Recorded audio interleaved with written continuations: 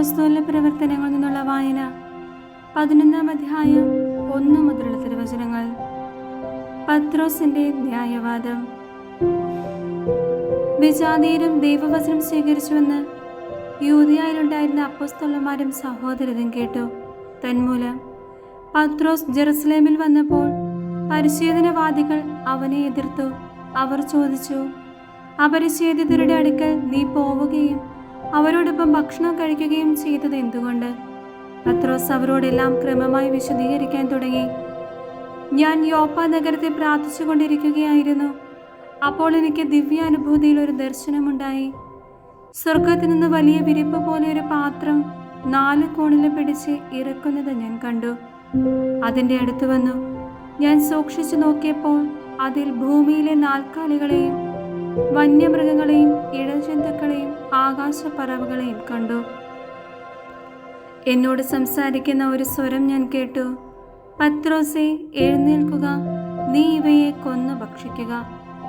അപ്പോൾ ഞാൻ മറുപടി പറഞ്ഞു, കർത്താവേ, ഒരിക്കലുമില്ല. ഹീനമോ അശുദ്ധമോ ആയ യാതൊന്നും ഞാൻ ഒരിക്കലും ഭക്ഷിച്ചിട്ടില്ല.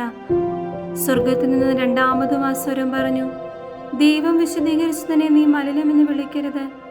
3 പ്രാവശ്യം ഇങ്ങനെ സംഭവിച്ചു. പിന്നീട് എല്ലാം സ്വർഗത്തിലേക്ക് തിരിച്ചെടുക്കപ്പെട്ടു. അപ്പോൾ തന്നെ കേസറിയയിൽ നിന്ന് എൻ്റെ അടുത്തേക്ക് അയക്കപ്പെട്ട 3 പേർ ഞാൻ താമസിച്ചിരുന്ന വീട്ടിലെത്തി. ഒരു സന്ദേഹവും കൂടാതെ അവരോടൊപ്പം പോകാൻ എനിക്ക് ആത്മാവിന് നിർദ്ദേശമുണ്ടായി.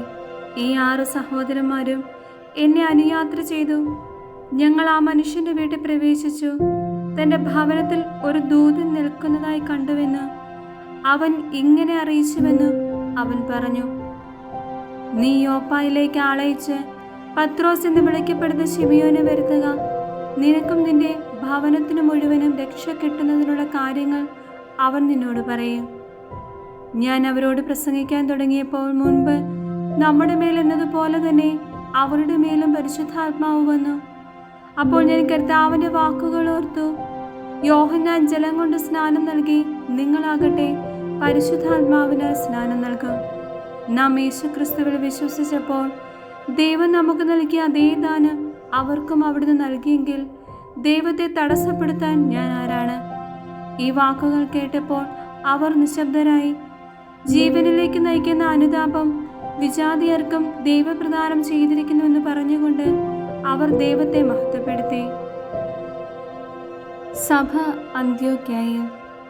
സ്തേഫാനോസിനെ സംബന്ധിച്ചുണ്ടായ പീഡന നിമിത്തം ചിതറിക്കപ്പെട്ടവർ ഫെനീഷ്യ, സൈപ്രസ്, അന്ത്യോക്യ എന്നീ പ്രദേശങ്ങൾ വരെ സഞ്ചരിച്ചു. യഹൂദരോടല്ലാതെ മറ്റാരോടും അവർ വചനം പ്രസംഗിച്ചിരുന്നില്ല. അക്കൂട്ടത്തിൽ സൈപ്രസിൽ നിന്നും കിറേനിയിൽ നിന്നുമുള്ള ചിലരുണ്ടായിരുന്നു. അവർ അന്ത്യോക്യയിൽ വന്നപ്പോൾ ഗ്രീക്കുകാരോടും കർത്താവായ യേശുവിനെ കുറിച്ച് പ്രസംഗിച്ചു. കർത്താവിൻ്റെ കരം അവരോട് കൂടി ഉണ്ടായിരുന്നു. വിശ്വസിച്ച വളരെ പേർ കർത്താവിലേക്ക് തിരിഞ്ഞു. ഈ വാർത്ത ജെറുസലേമിലെ സഭയിലെത്തി. അവർ ബർണബാസിനെ അന്ത്യോക്യയിലേക്ക് അയച്ചു. അവൻ ചെന്ന് ദൈവത്തിൻ്റെ കൃപാവരം ദർശിച്ചു സന്തുഷ്ടനാവുകയും കർത്താവിനോട് വിശ്വസ്തയുള്ളവരായി ദൃഢനിശ്ചയത്തോടെ നിലകൊള്ളാൻ അവരെ ഉപദേശിക്കുകയും ചെയ്തു. കാരണം അവൻ പരിശുദ്ധാത്മാവിനാലും വിശ്വാസത്താലും നിറഞ്ഞ ഒരു നല്ല മനുഷ്യനായിരുന്നു. നിരവധി ആളുകൾ കർത്താവിൻ്റെ അനുയായികളായി തീർന്നു.